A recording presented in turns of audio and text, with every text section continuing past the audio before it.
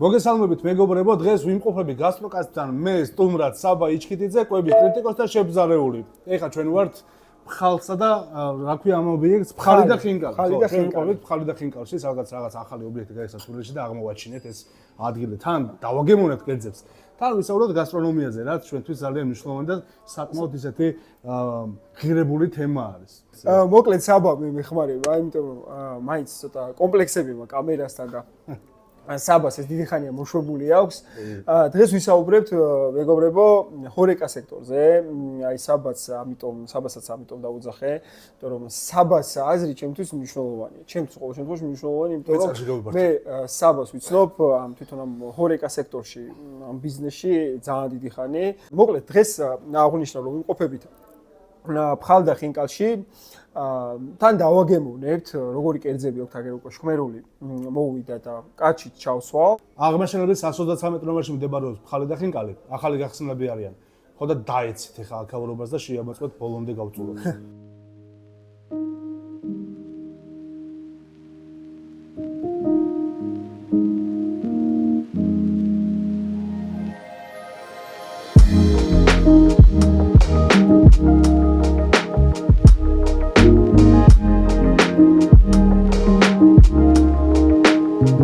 ეს კერძი ხა ისე კარგად გამოიყურება.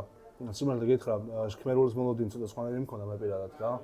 მაგრამ არ არის მაინდა-მაინც მთლად შქმერული, თუმცა ქათამი ნაღების სოუში რო ერქვას. მოდი პირდაპირ სანამ შენ კითხავს დამისვა, მოდი მე ჩემს კი, ჯობია, ამიტომ მარტივად რო გავყვეთ ეხა სიტუაციას, მეგობრებო, მაგარ პახმალიაზე ვარ, ნაბახუსოზე ვარ, მე ვაპატიეთ და ლუსთან მივირთმევ და ამიტომაც დიდად თუ დამძრახავთ ამისთვის. რაც შეეხება უშუალოდ ამ კერძის ამბავს, აი ხა ჩვენი ძმა და ჯიგარი მეგობარი შემოვა კადრში. მოდი მიმტანი არის, აგერ აქ სერვის უზრუნველყოფს და ხინკალი ჩაგვიდგა. ეხლა ვისაუბრებ უშუალოდ შქმერულის ავთენტურობაზე. ავთენტური შქმერული მზადდება მხოლოდ ნიორ წყალით, რომელიც არის ნიორი არის მოშული ქათმის ცხიმში და ეგ არის მთავარი მუღამი. ის რომ მოდერნიზაცია გავუკეთოთ კერძს და განვავითაროთ, ამაზე პრობლემა არ უნდა იყოს, რადგანაც ყველაფერი ვითარდება ყოველდღიურობაში. ჩვენ ახალ კერძებს ქმნით, შეფები ვამზადებთ და ეს ყველაზე კარგიც არის იმისთვის, რომ განვითარდეს ქართული კულინარიაც. თუმცა მთავარი გასაკვალიფიცებელ ფაქტორი ჩემოძმაო არის ის, რომ მეგობრებო, რომ ჩვენ როდესაც ვამზადებთ მოდერნიზებულ კერძს, იმას აღარ უნდა უწოდოთ ავთენტური კერძის სახელი. სახელს როგორც კი ცვლილებას გავუკეთებთ, მაგალითად ქათამი ნაღების სოუში ნივრით და რაღაცეებით, რაც გვაქვს ამ წუთის მოცემულობა, ის უკვე მიღებულია ზოგადად იმისთვის, რომ ჩვენ ავთენტურობა არ დავარღვიოთ. ეს ძალიან მნიშვნელოვანი ფაქტორია. როდესაც ამას გავაკეთებთ, მერე სულ და გულო გენაცვალოთ შემოგილოთ რა, აი გამბავია. მოდი გადავიღოთ ეხლა და გავსინჯოთ თან. კი ბატონო, მოდი გადაიღე შენ. საბა აი მოდი ვისაუბროთ აი რაზეც არის ძირითადად ჩემი თავარი ასე ვთქვათ არხის აზრი და ეხლა შენთან ყოველ შემთხვევაში მინდოდა ამ თემაზე საუბარი ჰორეკა სექტორზე რა ხდება დღეს საერთოდ საქართველოში. სრული დომხალი ხდება. დომხალი მარტო იმიტოა რომ აი ხა ხინკალი ვიდეოს წინ და დღეს დილით ჩავწერე ვიდეო შენ რომ აჩვენე და ნახავდნენ დარწმუნებული კომენტარები ამას ნახავდა. ხინკალს ისეთ რაღაცებს უკეთებენ რომ აი არ ვიცი რა მაგრამ ხალხზე მეტი სხვა რაღაცეებიც ქვია და შეგიძლიათ დაწეროთ კომენტარებში არ არის მაგაზე პრობლემა. ბოდიში შეიძლება ჩასვა რამე კოპირაიტი ხო ჩამიტვეს რას YouTube-ი. შეიძლება ჩავა. მაშინ ჩავსვა და პირდაპირ ნახავთ რა. ანუ ეს პუმას ადებენ ზემოთ. მოკლედ ხაპს რა წითელი ხინკლები და ну короче თავარი ამბავი და პრობლემატიკა რაც გვაქვს ეხა ამ წუთას ბაზარზე არის ის რომ სრული აღრევა ხდება რა ქართული სამზარეულო თითქმის განადგურების პირას მივიდა. და ავთენტურ სამზარეულოს კარგად რაც თავარია და გასაგებია რომ რაღაცა მოდერნიზაცია კეთდება და წერანაც აღნიშნეთ რომ კარგია რომ მოდერნიზაცია კეთდება, მაგრამ იმას ყველაფერს თავის სახელი უნდა გქონდეს და ამასაც თავის სახელი უნდა გქონდეს. მოდი ან გავსინჯოთ რომ არ გაცივდეს ხო? თორე ეს საერთოდ სხვარი რა ისე არის. ბევრი ობიექტი ამას გაურბის. აი გაურბის პირდაპირ ამ სიტუაციებში მნიშვნელოვნად გაურბის და თვითონ დაგპატიჟეს, ანუ გითხრეს, მიწერეთ უბრალოდ მე მივწერე უბრალოდ და მოდი სიამოვნებით და ანუ როგორც გინდათ ისე ისაუბრეთ. და ეს არის თავისუფლად ასე ვთქვათ მოგწეს იმის საშუალება და ეს ძალიან მნიშვნელოვანია და ანუ გარემოსაც გადაუღებ ყველაფერს გაჩვენებ და მოკლედ თქვენ დანარჩენი თქვენ მერე დაწერეთ როგორ მოგეწონებათ. დაგისვა შემდეგ კითხვას რა. აი ამას წინე დავდე მოკლედ მზარეულობის ჯგუფში დავდე ესეთი რაღაც რომ იქ მოკლედ ტიპები წერენ, არა, პირდაპირ ვიდეო დავდე რა, რომ ტიპები წერენ კომენტარებს, რომ აი ეს რა ხელფასებია, ეს რა ხელფასებია, ხა ბევრი ვერ წერს, ხა ვიდეოს ბევრს არ აქვს მაგის მოკლედ გავუპრასტია და პირდაპირ დავდე რა, რომელიც მაგალითად რომელი რესტორატორიც ასაკმოს უშუალოდ მზარეულს, რომელიც არის მაგალითად გამოცდილი, ხო?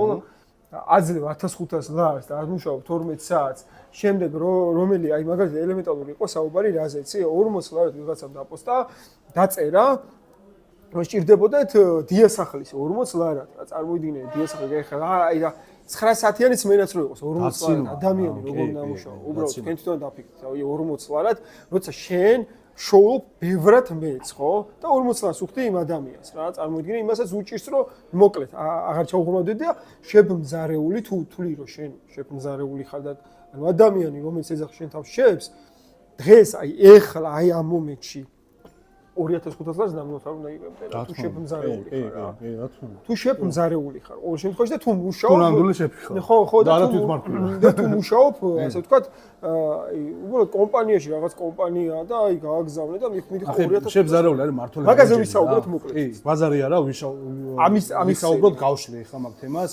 პირველ რიგში მოდი შეფობას სანამ მივადგებით, ეგ ცოტა უფრო საგამოსავლო თემა არის.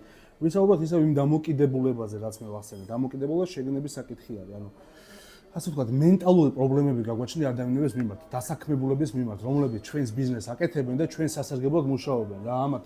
ამ ადამიანებს ყველაზე მეტად ჭირდება დაფასება. შენ იცი რომ სექტორში ერთ-ერთი ყველაზე მაღალანაზღაურებადი შეფი ვიყავი თავის დროზე და ეხაც ვარ და ყოველთვის პროექტები როცა მქონია, ყოველთვის ვცდილობდი რომ მაქსიმალურად მაღალი ხელფასები გადამეხადა ადამიანებს, რომლებიც ამ სექტორს ემსახურებიან. ხო, კარგად გახსოვს ეგ ამბავი და მე ეგეც გავიხსენე და გავუშავე. ხო, ეგ ამბავი როგორც იყო. ყოველთვის ვცდილობ მე მეგობრებო, ყოველ შემთხვევაში მე რაც შემიძლია მაქსიმალურად ვცდილობ, როდესაც რაღაცა პირობითად რესტორატორთან მივდივარ რაღაც შეკვეთას ვიღებ და მენიუს ვეკიდე, რაც შეგვიძლია რომ ადამიანებს ადამიანური ხელფასი ქონდეს. ну, ეხლა თლად რამდენად სულ გამოდის 100% მაგას ვერ ვიტყვი, მაგრამ ნახდათ, იმიტომ რომ 90% გამოდის, 10% მაინც ეხლა ადამიანს გააჩნია რა. 40 ლარს რო უხდი დიასახლის და მრეცხავს სტიუარტს ეგრეთ წოდებულს რა. უკვე არასწორი ხარ, რატო იცი? ყველაზე მნიშვნელოვან საქმეს თელს ობიექტზე, თელი ობიექტის პერიმეტრზე, შიგნით და გარეთ გიკეთებს ადამიანი 12 საათის განმავლობაში, ზოგი 15 საათი მუშაობს, მაგრამ რა 9 საათი და 8 საათი, ეგ არის, აი ჩათვალე 60-ში არის ადამიანი რა კიდე რა. 12-15 საათი მუშაობენ ეს საწყალი ადამიანები და მართლა საწყლები არიან ჩემთვის, იმიტომ რომ აი ძალიან ბევრ შრომობენ. მაგიდების გადაწმენდა იქნება იატაკის მოწმენდა, ჭერის გაწმენდა, თაღოების გასუფთავება, განათებების გასუფთავება, ზოგს საერთოდ გამწოვის გასუფთავება, ტენიან და რამდენიც გინდა იმდენი ვიცი ეგეთი მაგალითი გარე პერიმეტრის გასუფთავება, შიდა პერიმეტრის გასუფთავება, ტუალეტების და იმის რა ქვია, აბაზანების სოლიწერტებს ზოგადად რაც კი არსებობს, ყველაფრის ხეხვა, რეცხვა. ერთი ადამიანი აკეთებს, მაქსიმუმ 3 ადამიანი აკეთებს ისიც დიდ ობიექტებზე. რომელსაც ახლა ხვდებით, რომ 600 კვადრატში 3 ადამიანი რომ მუშაობს, სრულად სიგიჟი არის რა. ხო და ყველაზე მეტად იწყება ყველაზე დიდი პრობლემა არის ადამიანების მიმართ დამოკიდებულება. დაფასება არ არის რა.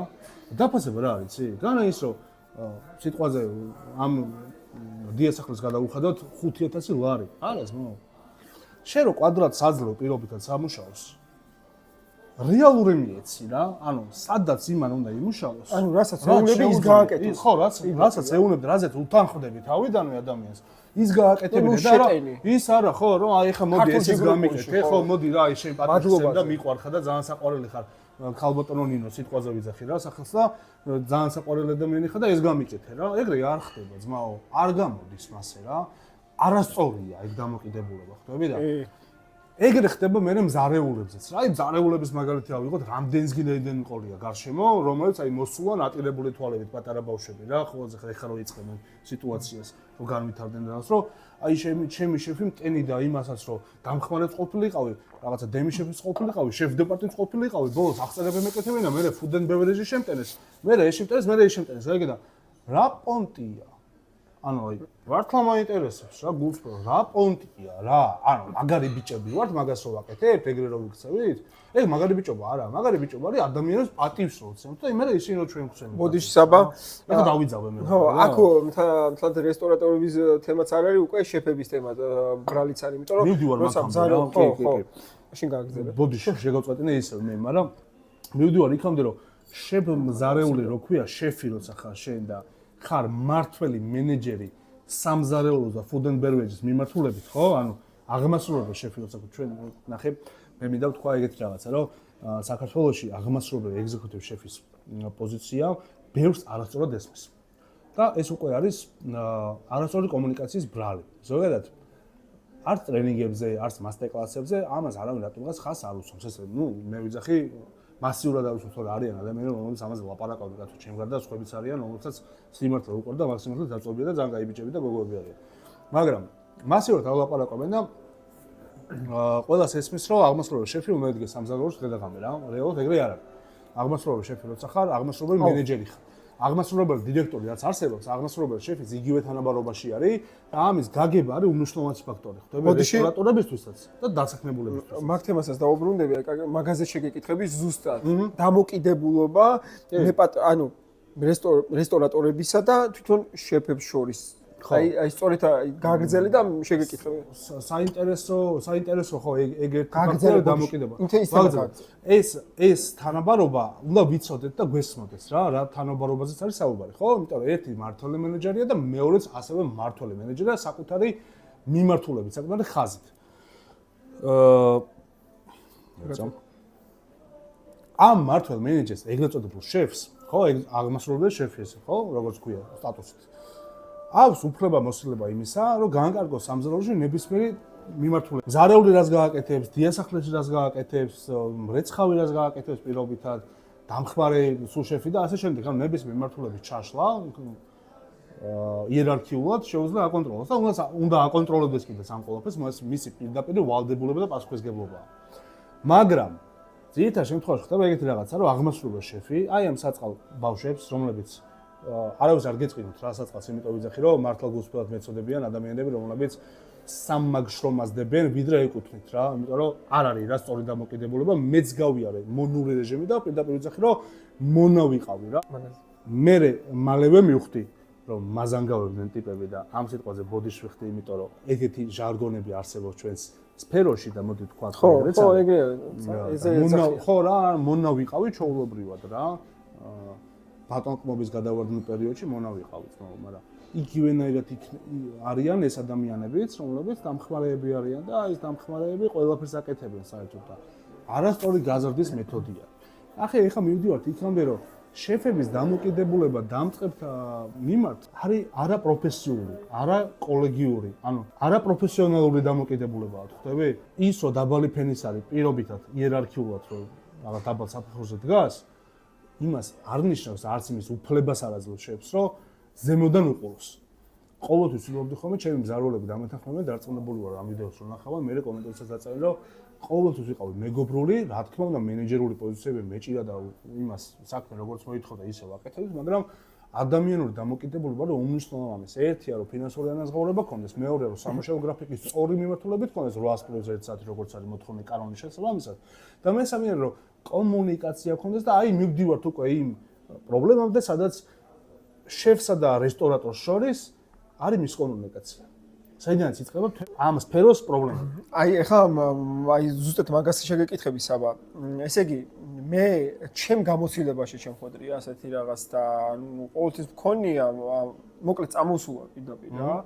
რომ ანუ ძალიან უხეშად ერევა რესტორატორი შეფის ასე ვთქვათ საქმეში რა. მოდი პირდაპირ ხო საქმეში ხო ეს არის კომპეტენციაში რა. იმიტომ რომ იმან იცის იმის პასუხისგებლობა რომ მართოს მთლიანად შეფის პასუხისგებლობა მთლიანად სამზარეულო ებაროს ხო? ანუ მთლიანად გააკონტროლოს მენიუ, კალკულაციები, იქ სტაფის კონტროლი, მარაგები, ხო, ნუ რაც არის ეს ყველაფერი რაც დაწესებულია. ერევიან რა, ესე ძალიან პირდაპირ, აი პირდაპირ უხეშად ერევიან რა, აი შემოდიან, აი რატო აკეთებ ისე, რატო ესე რა, არა, შეიძლება შეგეკითხო კი, ანუ ისინი გიხდიან ისინი დამკვეთები, ხო?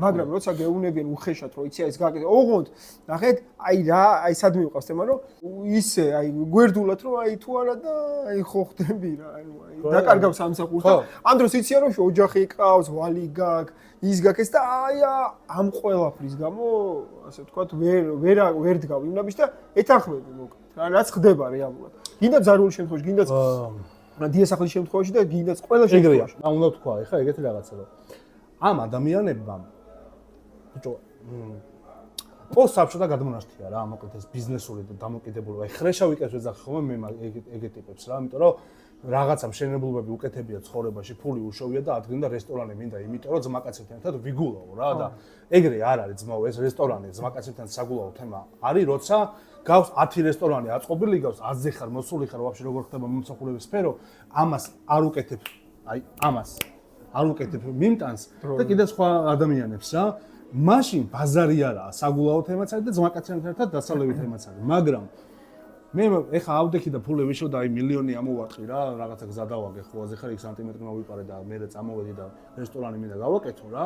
ეგეთ ტიპებზე მას მე საუბარი რა, იმიტომ ძალიან ბევრია და პირადად მეც ვიცნობ და მეც მიცნობენ ეგეთი ადამიანები და ნათქვამი მაქვს რომ შენ ეს საქმე არ გესმის, იმიტომ რომ შენ არც ნამყოფი ხარ ამ სფეროში, არც გიმუშავია რაღაც საფეხურზე მაინც თუნდაც არ ბარმენი არ ყოფილხარ, სერვის მენეჯერი არ ყოფილხარ, ანუ რაღაცა დონეზე უნდა გქონდეს შეხება, რომ იცოდე ეს როგორია რა. ამ ადამიანებს რომ რადგანაც არ აქვს ეს შეხება და გაცნობიერება იმისა, რომ რა შრომას დებს შეფიც, მიმტანიც, ბარმენიც, ბარმენეჯერიც და ასე შემდეგ ყველა ადამიანი რომელიც ამ სფეროში მუშაობს, იმიტომაც არის დამოკიდებულება ესე რომ აი რაღაცა გაფხორელი ხოლმე ხა ისინი არიან ხა ინდაურები და ეს რო დადნიან ხოლმე რაღაცა გამართულები, ხო აი ინდაურის პოზიციით მოგიდგება და გეუბნება რომ მე ძმაო ესე მინდა და შენ ესე რატომ მიკეთებ რა და აქ როგორ ამას ხომ იცი შინაგანად მე ხარ ასას ვფიქრობ იმას არ ვიტყვი შეგნებულად ზრდილობის ფარგლებში ჩავატერო მოდი რა კარგად იყავი რა ანუ მე თუ პროფესიონალს მქირავებ როგორც შეფს შენ არ გავს იმის უფლება რომ ჩემს კომპეტენციაში პირველ რიგში ეჭვი შეიტანო და კითხვის ნიშნები დასვა არანაირი უფლება არ გავს მაშინ აბა ის ვფიქრობ ხო აქედან დავიწყო მე რო საქმეს გიკეთებ შენ და სწორად გილაგებ ეხლა არასწორად თუ გილაგებ ეგ ბაზარი არაა კაცო შეიძლება დამისვა და დამელაპარაკო და მითხრა რომ აუ იცი რა არ მიდივარ სწორად რაღაცაში და ხო შეიძლება რომ აი მოდი რა შეცვალე მიმართულება და ასე შემდეგ და ეგ მოლაპარაკების საგანი და საკითხია ზოგადად როდესაც შეფი მიდის რესტორატორთან და ერთმანეთში ლაპარაკობენ და ალაგებენ რომ აბა რა გვინდა აბა როგორ გვინდა რა კონცეფცია გვინდა რა მენიუ გვინდა რა მომსახურება და ასე სტილზე ყალიბდებიან მაგრამ როდესაც ჩამოყალიბდებიან იმის იქით განვითარებაში უკვე ეს რაც ერევა რა რატო ერევა იცი გეტყვი შენებლობაზე არსებობს ეგეთი რაღაცა რა მე რაღაცა შეხება მქონდა პატარა შენებლობის ამბავში და ვერ მივხვდი რომ ვა ბიჭო თურმე რანაცნობი თემა არის რა იმიტომ რომ ამდენი ხანი მეც მიყვიდა რომ რატო ერევა რა ეს ტიპი რა თუნდაც ამ ჩემი რესტორნის აწყობის თემაში რომ რაღაცა ცხვირია შეაყოფილი და შენებლობაზე როგორ არის იცი აი ტიპი მოდის რა ვიციც არის მშენებლობის თემა და რულეტკი გიზომავს იმას რა ქვია სანტიმეტრებს რა ხო ხდები და სანტიმეტრებს იმიტომ გიზომავს რომ აბა შენ იმ მოპარვის თემას აპრავებ ეტევი იმ სანტიმეტრებში 80 სანტიმეტრში ვიდრე მეტრი უნდა გქონდეს თუ 80 საკეთებ კაი ბიჭი ხარ და თუ მეტრს საკეთებ ცუდი ბიჭი ხარ გაიგე იმიტომ რომ ეგრეა და შენებლებს იმოშვებიან რა ნაჟიმში ყავს შენებლები რომ აი ეს არ გააკეთო ეგ რომ ნახე რა რომ დავინახე ტიპი რა საკეთე საკუთარვე ობიექტზე ვიძახი რა თან რა ჩემს ობიექტს რა რომელსაც ვაშინ რა საკეთებ მეთქი რა ტიპს რა უთხარი აიო ძმაო ამდენი არ ჭირდება ამ ყველაფერს ხო ამდენი ჭირდებაო რა და ნუ მან ვიხდი რომ ეს ტიპი მე მპარავს რა იმიტომ რომ თავისი რაღაცა არ ვიცხოვრებამ გაიუმჯობესოს უფრო მეტი ფული დაიტოვოს ჯიბეში და იმას ჭიდია ის დაინგრევა თუ როგორ იქნება არ აინტერესებს ეგეთი ადამიანები არიან დღესდღეობით ყველაზე არ მოსაუბარი რა თქმა უნდა მაგრამ უმეტესი რესტორატორი ვინც არის დღეს არის ეგეთი ტიპი რა რომელსაც რაღაცა სხვა ბიზნესში მარტო მშენებლობაზე არა საუბარი შეიძლება რაღაცა სამოთხაო კონდეს ან ნებისმიერი სხვა ბიზნესი კონდეს სადღაცა დიდი ფული ნაშოვნი როგორ დარანაირად ეკო თავიანთი ამბობები მე არ ვეღები არავის ცხოვრებაში და მე გადაწყვეტეს რომ რესტორანი გააკეთო რესტორანს როცა აკეთებ მოდი რჩევას მიცემ შენს მაყურებელს ვისაც უნდა რომ აი პატარა სახინკლე კონდეს გატანაზე იმუშაოს ხო მაგალითად გუშინ მქონდა საუბარი ერთ ძალიან კაი ადამიანთან რომელსაც უნდა რომ სახინკლე გაეკეთებინა და გატანაზე იმუშაო არა მეთი დაამები თავი რა შენ აზარზე არ ახარ ისტორიკოსია ჩვენ ძმა და მეგობარი კაი ადამიანია ძალიან საყვარელი და პირდაპირ ვთქვა არ იცი ეგ საქმე რაც არ იცი შეეშვი იმიტომ რომ სანამ მაგას არ ისწავლი რა დონეზეც შენ მე შეიძლება უკვე განვითარებას ვერაფერს ვერ იზამ რა უეჭველი წაგებას და ხვალ მინუსი გექნება ის გექნება პრობლემა გექნება ვიღაცა მოგატყუებს აგაყირავებს ამდენს გინემდენ არსებობს ხო ჩვენ სფეროში ეგ ყველაფერი რა მოკლედ და ეს ეტაპები თუ არ გაიარე და თუ არ ნახე რა შენ ამ სფეროს ვერას დროს ვერ გააკეთებ ისე როგორც საჭიროა რა მე შენ გიყურებდი YouTube არხზე რა იყავი და უცებ გაჩერდი გააგზავნე TikTok-ზე აი მაინტერესებს YouTube-ზე რა ხდება Kitchen Pro-ს არქივი ასე თქვა დაიშალა დაუჩი Kitchen Pro ესების გარეშე და გეგმები დიდია გეგმები დიდია. ვაპირებ გაგრძელებას, უფრო გაზაფხულიდან დიდი ალბათობით მარტი-აპრილის პერიოდიდან დავიწყებ ამ ამბავს. ძალიან სერიოზული ჩანაფერი მაქვს. დავასპოილერებ აქვე მაყურებელს და ვეთქვი რომ კულინარიული სერიალის გადაღებას ვიწყებთ. დიდი პროდაქშენით, დიდი გადაღებებით, სინემატიკი იქნება, არ იქნება რაღაც ესე მარტივად YouTube-ურად გადაწყვეტილი, უფრო მეტად სინემატიკში შევა და საინტერესო ქართული ავთენტური სამზარეულო იქნება საბოლოო ჯამში. კონცეფცია არის ეგეთი, რომ მე და ბებია და ბებო, ესე ვთქვათ, ვამზადოთ კერძებს, რომელიც მე მასპინძლობს, სტუმრებს, სხვადასხვა პროფესიის ადამიანებს რა. ზოგი შეიძლება იყოს მომღერალი, ზოგი პოეტი, ზოგი მწერალი, ზოგი რეჟისორი და ასე შემდეგ რა. სხვადასხვა მიმართულების ადამიანები იქნებიან და ეს ჩვენი კერძები მომზადება ქართულ ავთენტურ გარემოში. შუა ცეცხლზე, ოდაში, როგორც ხვჩევია, ხის სახლებში და ასე შემდეგ რა, რაც დანარჩენს ვეღარ ვიტყვი, იმიტომ რომ იქით უკვე ძალიან ბევრი. ამას საკმაოდ დიდი პროდაქშენი უნდა ეგ ერთი.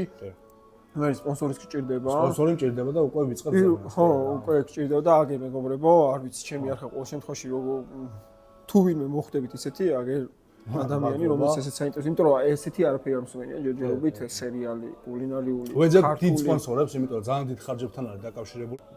მოკლედ, პროდაქშენი ზოგადად რთული შესანახი ამბავია, პროექტი ძალიან ძვირიზდება, დაახლოებით თითო სერიაზე დათვლილი გვაქვს 60-დან 80,000 ლარამდე, რაც საკმაოდ დიდი ხარჯია. რაც ჩვენ გვაქვს გეგმაში ის ძალიან ფასეულია და ღირებულია და ვთქვათ რომ ერთგვარი ონლაინ წიგნი იქნება მომავალი თაობებისთვის, რომლებიც ამ ყველაფერს ნახავენ.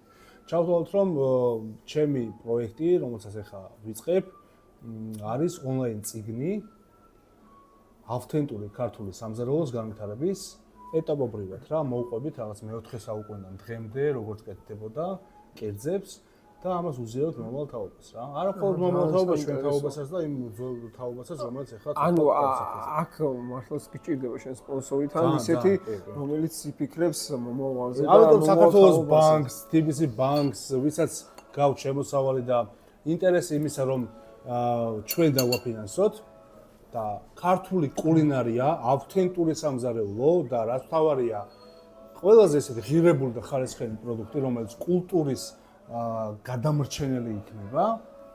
გელოდებით, მოკლედ აქაურობა საკმაოდ გემრიელი და კარგი აღმოჩნდა.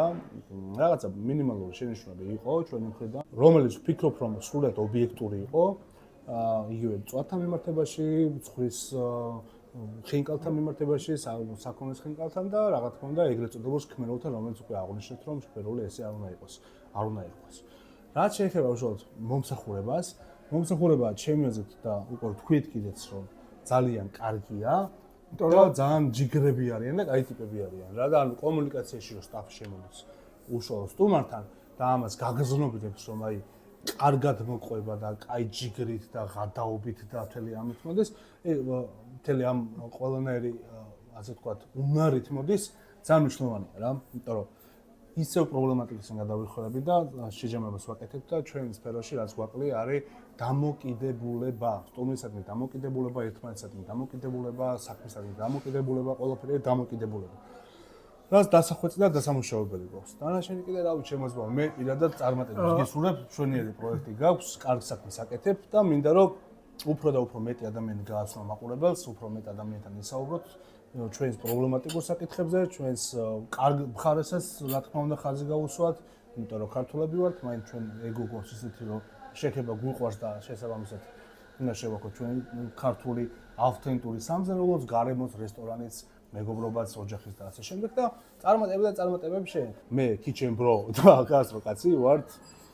სიმართლესკენ მოტივირებული და მიმართული ადამიანები და კონტენტ კრეატორები რაც თავარია და ყოველთვის ვიქნებთ ობიექტურები. ყოველთვის ვეცდებით რომ ვთქვათ ჩვენი სიმართლე და ხაზი გავუსვათ იმ მნიშვნელობებსა და პრობლემებს, რომლებიც არსებობს ქვეყანაში და ბაზარზე. მხოლოდ ჩვენი საქმიდან გამომდინარე, ყველამ ჩვენი საქმე ვაკეთოთ. ხო არის ეგრე გამოწვევა. ზუსტად ჩვენი საქმიდან გამომდინარე. ჩვენი საქმეს ვაკეთოთ. სხვა არ გვაინტერესებს პირდაპირ ჩვენ საქმეზე ვსაუბრობთ. არც სხვა რაღაცა ბიზნესი არც პოლიტიკა არა, არც გვაინტერესებს. არც პოლიტიკა არ გვაინტერესებს, იმიტომ რომ არა ვარ ჩვენ პოლიტიკოსები და არანაირ ცოდნა და გამოცდილებას და ამის განათლება არ გაგვაჩნია. რაღაცა შენიშვნები მოგწეს უბრალოდ. ხო რა, არ გვაინტერესებს საერთოდ. ჩვენ რაც გვადარდებს და რა სფეროში სტრიალებთ, რომელშიც ყოველდღიურად თქვენ ტრიალებთ, ხოლმე იმ თემაზე მაქვს საუბარი. ეს არის ჩვენი მიმართულება და ეს არის ჩვენი მოტივი, რომ თქვენამდე მოვიტანოთ მთავარი სათქმელი, გაგიზიაროთ სიმართლე, გაგიზიაროთ ობიექტურობა, გაგიზიაროთ ჩვენი გულის თქმა და გაგიზიაროთ ჩვენი სფეროსადმი სიყვარული, იმიტომ რომ ეს ყველაფერი დაფუძნებულია სფეროსადმი სიყვარულში, რაშიც ჩვენი თავები და ჩვენი ოჯახიც მათ შორის, ჩვენი პირადი ცხოვრებაც ბოლომდე ჩავდეთ. იმიტომ რომ ჩვენ დავივიწყოთ ბევრი რაღაცა და წლები და საათები და დღეები და ბევრი რომ ისვენებდნენ სახში ამ დროს შაბათ-კვირას რომ ისო ჩვენ არ ჩვენ ვისვენებთ. მუშაობდით. ახალ წლებზე რომ ისვენებთ ჩვენ არ ვისვენებთ. არასდროს რამდენი ახალ წელი არ დამისვენია და რამდენი ვისამართლე. სამზარეულოში ხო და სამზარეულოში. რა თქმა უნდა და ეს მნიშვნელოვანი ფაქტორია და ამის ერთადერთი დაფასება ჩვენთვის იქნება რომ ჩვენი არხები გამოიწეროთ. ხო, აბა დაგემშვიდობოთ. აი, გენაცვალთ, შემოგეძლო.